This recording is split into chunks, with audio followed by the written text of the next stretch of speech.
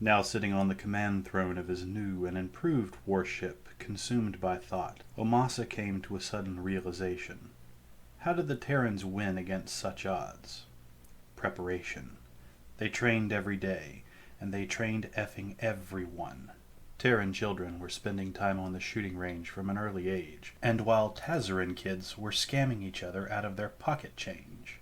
The humans and their clients were working together. Instead of forming friendships, Tazarans formed rivalries from as early as first grade. Omasa knew that was ingrained in their DNA, and any change would cost his race most dearly. Perhaps there was a need to instruct the youth better, and as he looked around the bridge it became painfully evident to him that there weren't, and never will be, any true friends that he could find among his peers. Supportive rivals, mayhap, but nobody who would walk into fire for him. Not one genuine helping hand. His ship's XO glanced at him with an ill-concealed gaze, full of malice and seething hatred. It was clear to him from the start that this man had a dagger behind his back with his name engraved on it. He was truly alone. But that did not scare him nonetheless. This was the Tazaran way of command. Omasa was ready to twist and turn each and every one of them against themselves, and each other, so that he would succeed in the end. Welcome back, ladies and gentlemen. Today we're reviewing Twin Suns of Corrola, the second book in the Star Shatter series. I'm almost tempted to call it the first book in the Star Shatter series, as the actual first book feels more like an issue 0, where we get to meet the heroes of our story. But in book 2 we finally get to meet our villains. And it is truly unfortunate for the crew of the Star Shatter to have such a villain. After the poor showing that the former border counts and other Tazaran members who were sent to deal with the minor Terran annoyance, the Empire has seen fit to send someone actually capable this time. Captain Omasa of the ITS Empress Throne. If you've read the first book, you are very well acquainted with the Tazarans and how they normally act and how they normally command. It's in such a way that would normally get a person court-martialed in an actual military. And while Omasa is certainly prone to anger, he has many other redeeming qualities. He's methodical, calm, and efficient. He understands priorities and the need to learn from mistakes.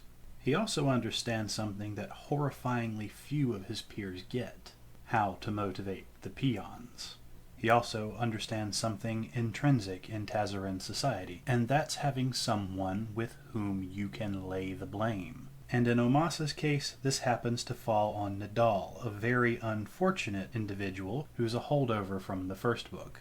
Nidal's great misfortune was that he ran into Alric von Engelbert in the last book and had his entire command destroyed, with only him escaping. Given that he has already been so severely disgraced, it's actually quite a good position to have him in to assume all the blame if something were to go wrong. But a single scapegoat does not a full command structure make, even if your scapegoat is your second in command. Omasa also hires Vala, who is the head of a Pirate Marines chapter. Vala is ruthless, efficient, and I'm guessing fairly cruel by some of the actions and thoughts she expresses in the book. As was evident by my intro, no one on Ozma's team trusts him.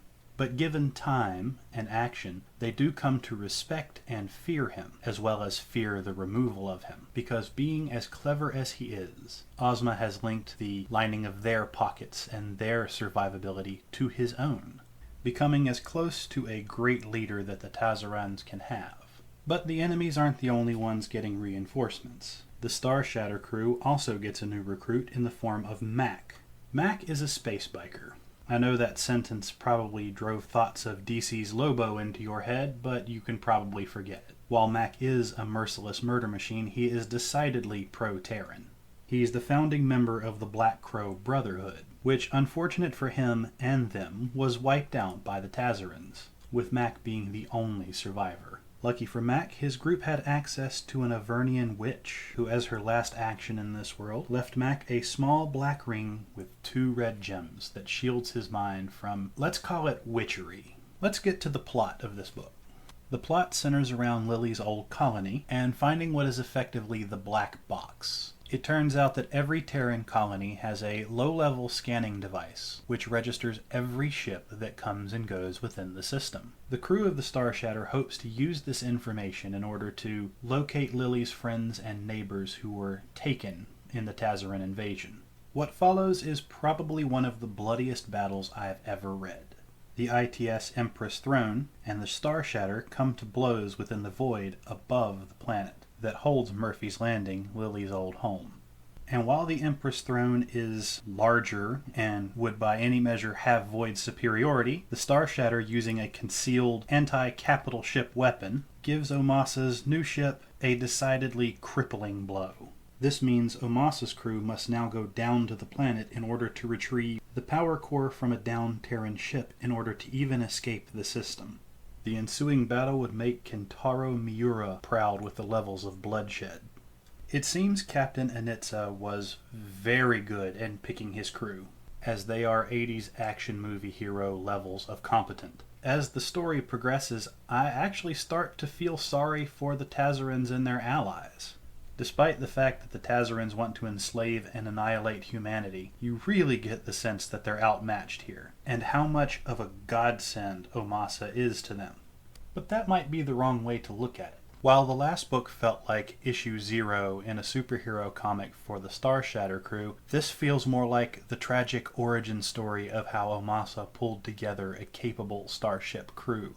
In my review of the last book, I said it felt like 40K with hope. I want to slightly amend that statement. This is more like 40K where the Terrans are taking the place of the Chaos Gods. Everything else in the universe just seems to have the misfortune of having to share it with them. That's not to say the book isn't fun to read. Oh no, that's not what I'm saying at all. In many ways it can be cathartic, like playing a violent video game just for the thrill. Other times it can be contemplative, when Omasa or one of his men are trying to find a way to deal with the monstrous threats that they face. It feels like the inversion of the hero's tale, where the heroes start off ridiculously powerful, capable, and almost unstoppable, and a villain must rise to stand in their way and challenge them. The impression this book left me with was that the Terrans will be able to eventually overcome everything, and that a select few understand the threat this poses to them. It also has a very strong indie feel. All that said, if you read the first book, you will enjoy this book. If you liked 80s action movies, you will enjoy this book. If you like space battles and high-concept sci-fi, you will probably also enjoy this book. It seems to be purely written for the fun of telling the story. All that said, I will leave you to your readings. May God have mercy on your soul, for the Terrans certainly have none. If you enjoyed this review, please like, share, and subscribe. If you're an independent author who would like a review of your book, please follow the link in the description and leave links to where your book can be purchased and where people can get in touch with you. Thank you.